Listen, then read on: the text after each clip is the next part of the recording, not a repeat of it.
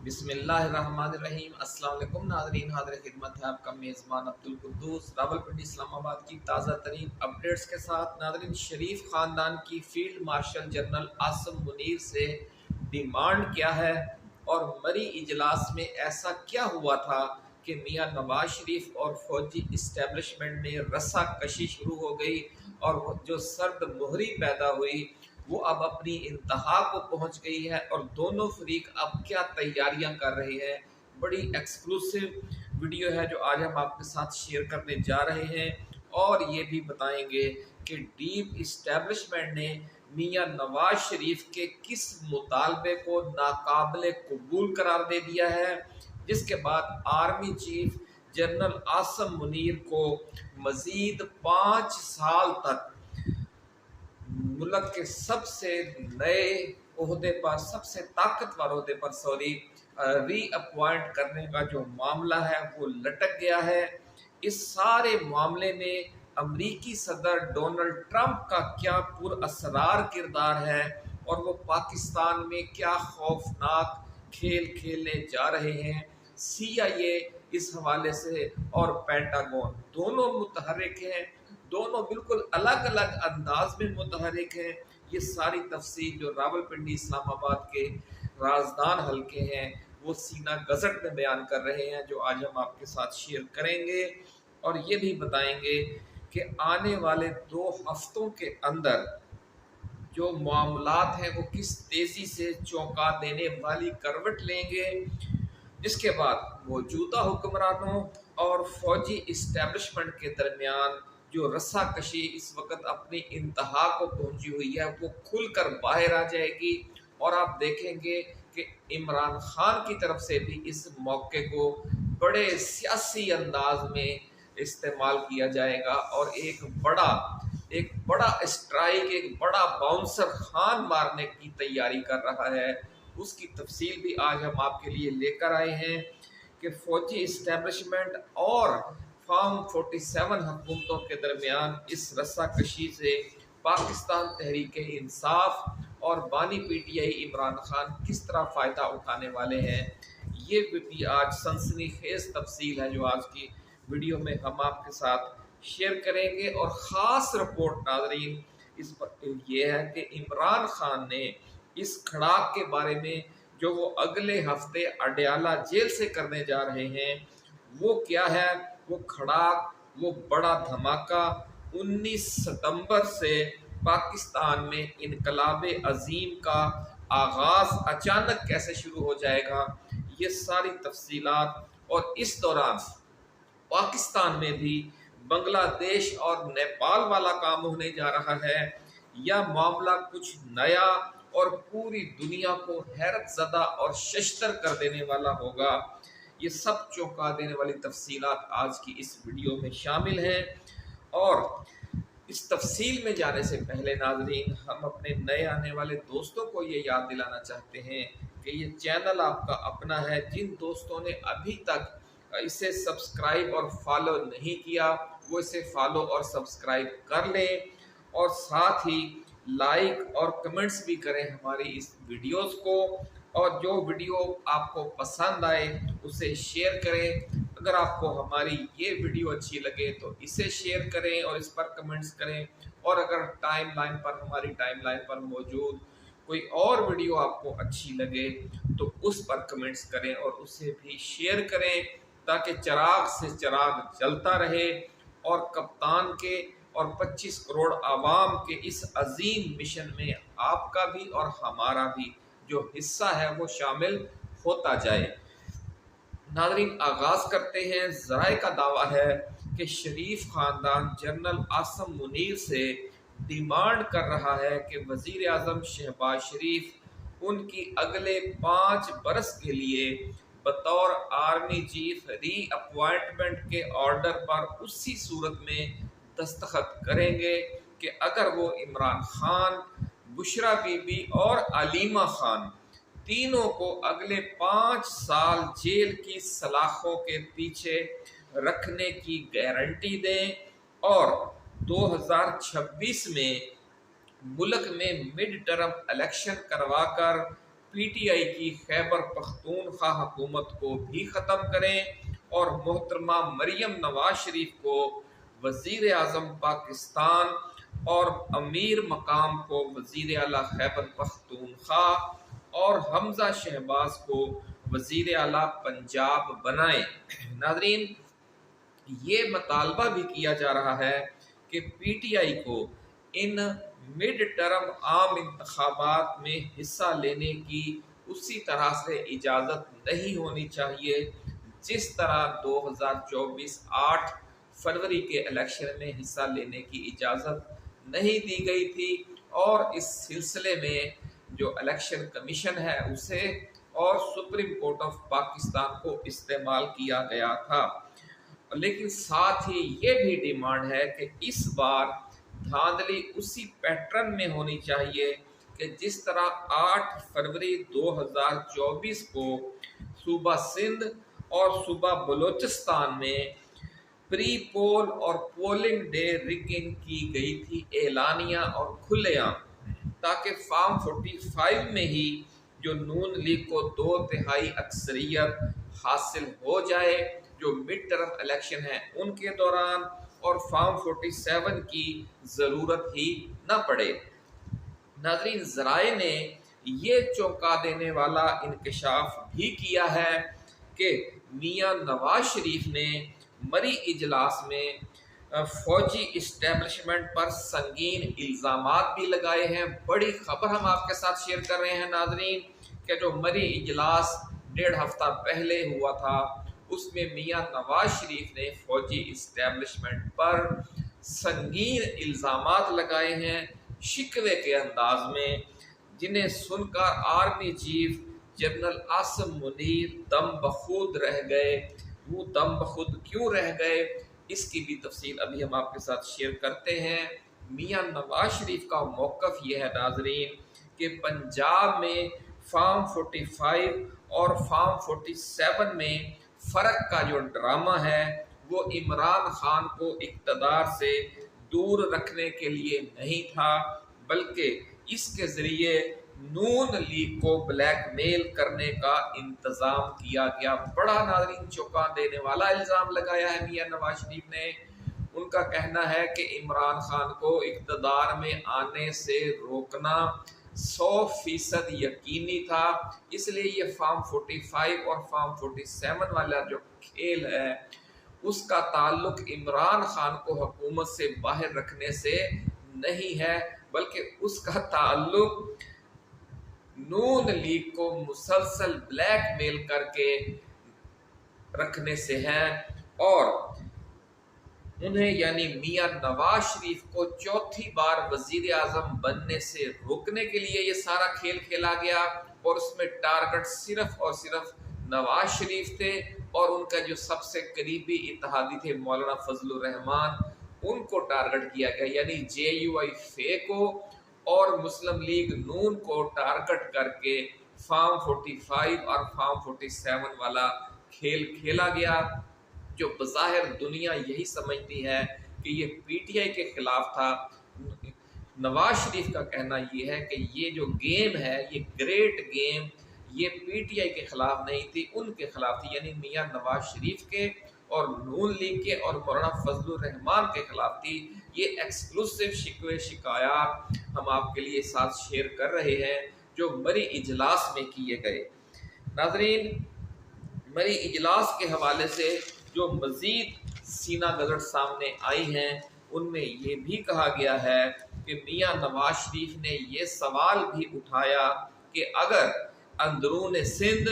کراچی اور بلوچستان میں ballot papers پر سارا دن ٹھپے لگا کر یعنی مہرے لگا کر پیپلز پارٹی کو فارم 45 میں ہی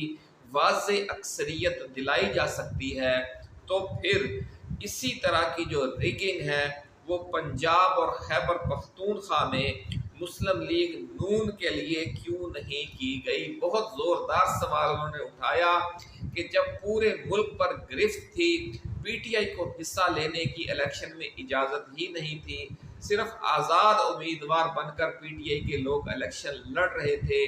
اور ان کا کوئی پرسان حال نہیں تھا، انتظامیہ، الیکشن کمیشن، سپریم کورٹ یعنی قاضی فائزی صاحب سب اسٹیبلشمنٹ کی مٹھی میں تھے،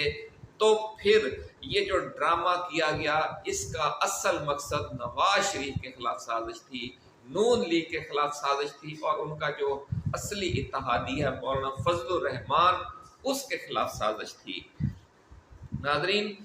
نون لیگ یہ کہتی ہے کہ ان دونوں صوبوں کے اندر دن بھر آزادانہ الیکشن کروانے کا رسک اسٹیبلشمنٹ نے جان بوجھ کر لیا تاکہ شام کو فارم 45 کی صورتحال نون لیگ کے خلاف ہو، اور پھر فارم 47 کی لاسٹک والی نکر یعنی کچھے پہنا کر اور شارٹس پہنا کر وزیر اعظم کے انتخاب اور وفاقی کابینہ کی تشکیل میں من مانی کی جائے۔ یہ بہت اندر کی کہانی ہے جو آج ہم آپ کے ساتھ شیئر کر رہے ہیں، اور یہ وہ بہت خاص الخاص شکوہ ہے جو میاں نواز شریف نے کیا، اور آپ یہ دیکھیں کہ انہوں نے یہ شکوہ کرنے کے لیے پونے دو سال انتظار کیا ہے، اور وہ انتظار نواز شریف نے دل پر پتھر رکھ کر کیا، اور وہ اب اس موقع پر یہ انکشاف کر رہے ہیں جب اسٹیبلشمنٹ کو میاں نواز شریف یعنی وزیر اعظم پاکستان سے کام پڑ گیا ہے، اور وہ کام یہ ہے کہ اب وہ اپوائنٹمنٹ لیٹر جاری ہونا ہے جس کے تحت اگلے 5 سال کے لیے پاکستان کے ایک نئے آرمی چیف کا تقرر کیا جانا ہے۔ بہت اہم، بہت زوردار شاطرانہ چال کھیلے ہیں میاں نواز شریف، اور یہ سب کچھ دیکھ کر اور سن کر جو آرمی چیف ہیں وہ خاموش ہو گئے، ایسا دعویٰ ہے ذرائع کا، دروغ و گردن راوی۔ ہم اس کی 100% کنفرمیشن نہیں کر سکتے ناظرین، لیکن ذرائع کا یہ دعویٰ ہے کہ ایسا ہی ہوا ہے۔ ناظرین، ذرائع کا یہ بھی دعویٰ ہے کہ مشکوک مینڈیٹ کے ساتھ یہ جو موجودہ مشکوک مینڈیٹ ہے، اور یہ جو موجودہ سمجھ لے کہ بھانمتی کا کنبہ، کہیں کی اینٹ کہیں کا روڑا، بھانمتی نے کنبہ جوڑا، اس طرح کی یہ جو پارلیمنٹ ہے، اس طرح کی جو اسمبلیاں ہیں، ان کے ذریعے وہ اب مزید حکومت نہیں کر سکتے۔ اس لیے 2026 کے شروع میں وفاق جو اسمبلیاں ہیں وہ توڑ کر ملک میں مڈ ٹرم الیکشن کروائے جائیں، اور نون لیگ کو بھرپور اکثریت دلائی جائے تاکہ وہ مرکز کے ساتھ ساتھ پنجاب اور خیبر پختونخوا میں بھی اپنے اتحادیوں کے ساتھ 2/3 اکثریت والی حکومتیں بنا سکے۔ ناظرین، ذرائع کا دعویٰ ہے کہ army chief general Asim Munir اور فوجی اسٹیبلشمنٹ میاں نواز شریف کی اس نازک وقت پر کی جا رہی بلیک میلنگ پر سخت برہم ہیں۔ بڑی خبر ہم آپ کے ساتھ شیئر کر رہے ہیں ناظرین کہ ہر بار آپ نے دیکھا کہ آرمی چیف کے تقرر کے موقع پر میاں نواز شریف کا پھڈا اسٹیبلشمنٹ سے ہو جاتا رہا ہے، اور اس بار پھر وہی صورتحال پیدا ہو چکی ہے، ایسا دعویٰ ہے ذرائع کا۔ اور یہ کہا جا رہا ہے کہ جنرل عاصم منیر نے